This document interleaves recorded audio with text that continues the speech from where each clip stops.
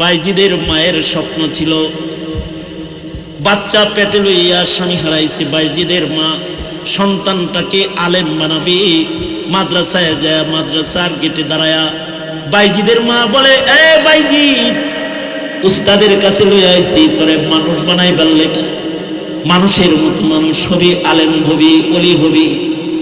এই যে মাদ্রাসায় রেখে গেলাম, আমি মার ভালোবাসার ওসিলা দিয়ে বলছি, আমার মোহাব্বতের কদর করো বাইজিদ। আলেম না হইয়া কিন্তু বাড়ি যাবা না, ইলিম শিখা আলেম হইয়া তারপরে বাড়ি যাইবা। প্রসিদ্ধ ওয়াকিয়া।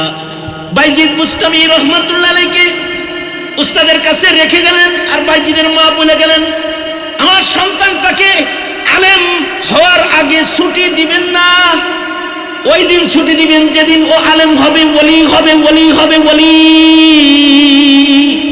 আমার সন্তান ওলি হলে ছুটি দিবেন। বাইজিদের উস্তাদের কাছে পড়ে, উস্তাদ পড়ায়, কিন্তু কিছুদিন যাওয়ার পরে মায়ের কথা স্মরণ হয়ে গেছে। বাইজিদ উস্তাদরে যা বলে, উস্তাদজি, মা বলছে আলেম হয়ে যাইতে, ওটা তো মায়ের আবেগ, আমার একটু ছুটি দেন, আমার মারে দেখতে মনে চাইতেছে। উস্তাদে চিন্তা করলো, কমাস কম একটা পড়ার সীমানা দিয়ে দিই। আল্লাহর কালামের 2 ভাগের 3 ভাগের 2 ভাগ যদি মুখস্থ করতে পারো, বেশিরভাগ মুখস্থ করলে তোমাকে ছুটি দিব।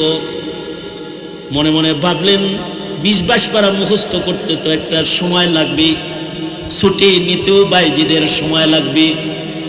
বড় একটা পড়ার সীমানা দিয়ে দিচ্ছেন যেন ছুটি দিতে 2-4 বছর যায়। কিন্তু বাইজিদ বুস্তামি অল্প কয়েকদিনের ভিতরে উস্তাদের সীমানা পর্যন্ত চলে গেছেন, অল্প দিনে। উস্তাদজি, দিন রাত করে আপনার সীমানায় পৌঁছে গেছি, আল্লাহর কালামের অধিকাংশ আমার সিনায় চলে আসছে, এখন আমারে ছুটি দেন, সন্তান হিসেবে আমার মারে দেখতে মনে চায়। বাইজিদ বুস্তামি রহমাতুল্লাহ আলাইহি উস্তাদ বিপদে ছুটি দিয়ে দিছে, কারণ সীমানায় পৌঁছে গেছে। ঠিক আছে, ইলম তো আর কম হাসিল করে নাই, ছুটি দেওয়ার একটা হক তার আছে। ছুটি দিয়ে দিলে বাইজিদ বুস্তামি বাড়িতে চলে গেছে। বাড়ি পৌঁছতে পৌঁছতে সন্ধ্যা হয়ে গেছে, দূর থেকে পায়দল সফর করে গেছে। ঘরের দরজায় দাঁড়ায় ডাকতেছি, মা,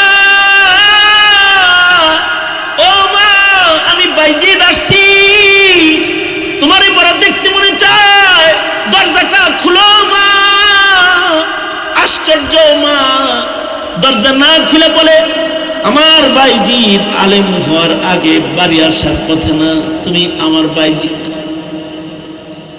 তোমার কণ্ঠ আমার বাইজিদের মতো হলো, তুমি আমার বাইজিদ না, কারণ আমার বাইজিদ আলেম না হয়ে বাড়ি আসবে না। বাইজিদ বুস্তামি রহমাতুল্লাহ আলাইহি মায়ের দরজায় দাঁড়ায় রয়েছেন।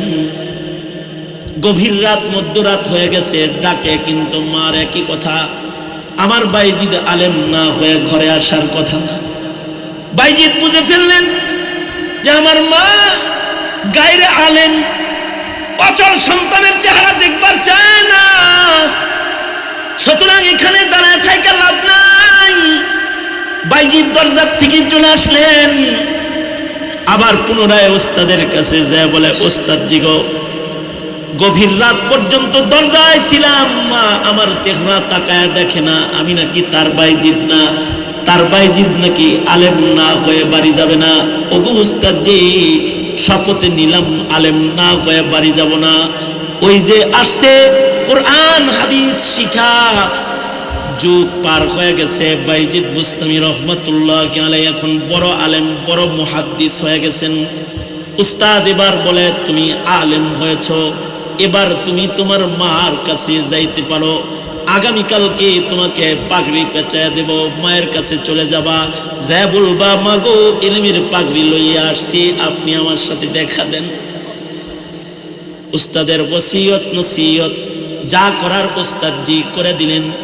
রাতের বেলায় উস্তাদ ঘুমাইছেন, ঘুমের ঘরে উস্তাদ স্বপ্নে দেখে মদিনার মুরুদুল্লাহ মুহাম্মাদুর রাসূলুল্লাহ সাল্লাল্লাহু আলাইহি ওয়াসাল্লাম উস্তাদের কাছে আইছে, এসে কয়, উস্তাদ রে, কালকে আমার বাইজিদের মাথায় তুই পাগড়ি পেঁচায় তারে ছুটি দিবি বাড়ি যাওয়ার। একটা পাগড়ি দিস না, আমি নবীর পক্ষ থেকে সুপারিশ তারে দুইটা পাগড়ি পেঁচায় দিবি। একটা পাগড়ি হবে ইলমের পাগড়ি, আলেমের পাগড়ি, আর একটা পাগড়ি বাইজিদের মাথায় পেঁচায় দিবা, সেটা হলো তাসাউফ ও উলুম ও মারিফতের পাগড়ি। তোমার খেলাফত ও ইজাজতটাও বাইজিদকে দিয়ে দিও। উস্তাদ জি সকাল বেলায় ইজাজত দিয়ে দিছেন, পাগড়ি পেঁচায় দিছেন। বাইজিদের মা দীর্ঘদিনের বিছানায় পড়ে গেছে, অসুস্থ হয়ে গেছে, দূর থেকে ভালো দেখে না, ভালো কানে এখন আর শুনে না। বাইজিদ নিজের বাড়ি যায় দেখে অসুস্থ মা তার বসে রয়েছে, চোখে দেখে না, কানে শুনে না। কাছে যায় বলে, মা আমি তোমার আলেম সন্তান বাইজিদ আইছি। একথা বলতে মা কি বাইজিদ জড়ায় ধরলে, বাইজিদ মাকে জড়ায় ধরেছে। বাইজিদের মুখে মা চুমু খেয়েছে, কপালে চুমু খেয়েছে, নিজের সন্তানকে আদর করতেছে। আর খুব খেয়াল করে বলি বাইজিদকে তাকায় এক নজর দেখেছে। এবার বলে, বাইজিদ এক মশক পানি কি আমারে দিবি নিরে ওযু বানাইবার জন্য? বাইজিদ নিজের মাকে নিজের হাতে ওযু করায় দিয়েছে।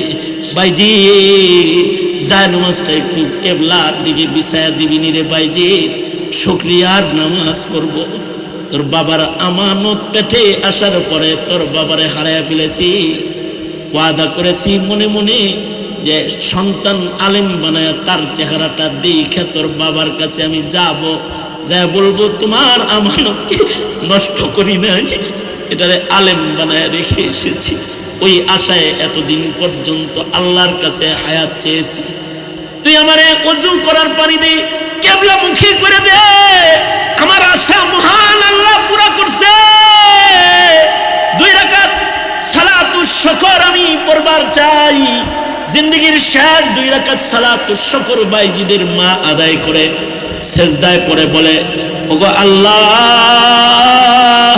আলেম বাইজিদের চেহারা দেখলাম, আমি যদি বেঁচে থাকি তাহলে আমার খেদমত করতে গেলে আমার সন্তান তোমার দ্বীনের খেদমত করতে পারবে না।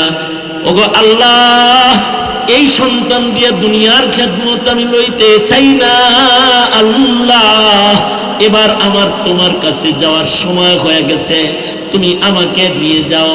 এই কথা বলে বাইজিদের মা সেজদায় পড়ে একদিক দিয়ে কালিমা পড়ছে, আর একদিক দিয়ে জায়নামাজের পরে ওফাত হয়ে গেছে। মৃত্যুর সময় কত শান্তি, কত সুকুন, কত ইতমিনান, কত সালামতি।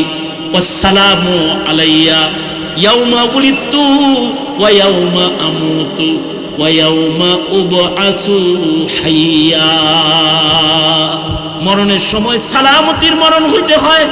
কেউ কেউ আছে মদ খায় মরে যায়, কেউ কেউ আছে গাঁজা খায় মরে যায়, কেউ কেউ আছে জেনা করে মরে যায়, কেউ কেউ আছে গণতন্ত্রের মিছিলে যায় মারা যায়, আর কেউ কেউ আছে কালিমার মিছিলে মারা যায়, কালেমা পড়তে পড়তে মারা যায়। কেউ কেউ সিনেমা হলে মারা যায়, কেউ কেউ কাদিয়ানির মতন নাপাক জায়গায় মারা যায়, আর কেউ কেউ মসজিদের ভেতরে মারা যায়, কেউ কেউ মদিনায় যায় মরে যায়, কেউ কেউ জুমার দিনে মরে যায়, কেউ কেউ শেষ রাত্রে মরে যায়।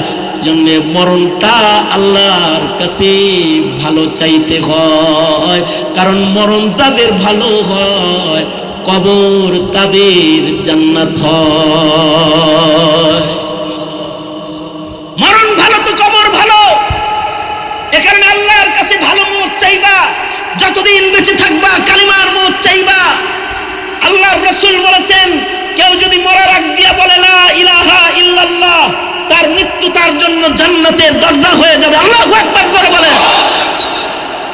মরণটা যেন কালিমা পড়া অবস্থায় হয়। এজন্য মেহনত করতে হয় যে আমার মরণ যেন ভালো হয়। আশা করা যায়, আমি আকাবিরদের কথা নকল করতেছি। আপনারা যারা এর রাত 11টার সময় আলেমদের সামনে বসে আছেন, মাদ্রাসায় বসে আছেন, আশা করা যায় আপনাদের নফসটা নফসে আম্মারা না। কারোর নফসে যদি লাওয়ামা নফস হয়, কারোর নফস যদি আলেম পছন্দ করে, নামাজ পছন্দ করে, কোরআন তেলাওয়াত পছন্দ করে, জিকির পছন্দ করে, কারোর নফস যদি ইবাদত পছন্দ করে, তাহলে বুজুর্গরা বলেন ওই মানুষগুলোর খাতিমা বিল খায়ের। আশা করা যায় গভীর রাতেও যারা নিজের কাজ ফেলে আলেমদের সাথে বসে আছেন, আপনাদের নফসটা লাওয়ামা নফস তো অবশ্যই, যদি আল্লাহ তাআলা আজকের দাঁড়ানো আজকের বসাটাও কবুল করে, তাইলে মরণটা কালেমার মরণ হবে ইনশাআল্লাহ। আর নবী বলছে আল মারউ মা মান আহাব্বা, যার সাথে যার মোহাব্বত তার সাথে তার কিয়ামত। যাদের মোহাব্বত হবে দুষ্ট লোকের সাথে তাদের কিয়ামত হবে দুষ্ট লোকের সাথে, যাদের মোহাব্বত নাস্তিকের সাথে তাদের হাসর হবে নাস্তিকের সাথে, যাদের মোহাব্বত মুরতাদের সাথে তাদের হাসর হবে নাস্তিকের মুরতাদের সাথে, যাদের মোহাব্বত ইহুদিদের লগে তাদের হাসর হবে ইহুদিদের লগে, যাদের মোহাব্বত ফিলিস্তিনের শহীদদের সাথে তাদের হাসর হবে শহীদদের সাথে, যাদের মোহাব্বত পশ্চিমাদের সাথে ওদের হাসর হবে পশ্চিমাদের সাথে, যাদের মোহাব্বত নায়েবে নবীর সাথে তাদের হাসর হবে নায়েবে নবীর সাথে। এ কারণেই কিছু কিছু মানুষ আছে তাদের কলবে রাখা যায়, তাদের দিলে রাখা যায়, জেলে রাখা যায় না। কিছু কিছু মানুষ আছে তাদের দিলে রাখা যায়, জেলে রাখা যায় না। তারা হলো উম্মতের উলামা।